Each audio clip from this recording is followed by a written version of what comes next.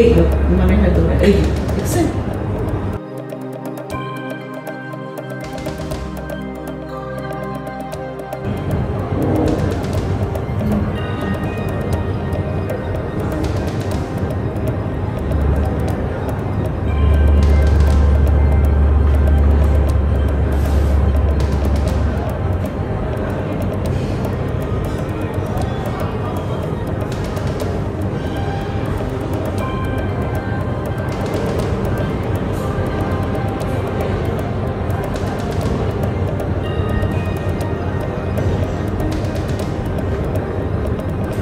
আমরা প্রথমে হুজুরে শুনলাম যে দুইজন, তারপরে মনে হয় একজন।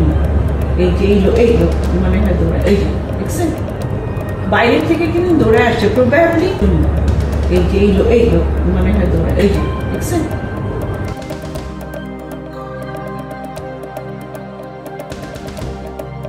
এই যে দেখছেন এটা প্রবাবলি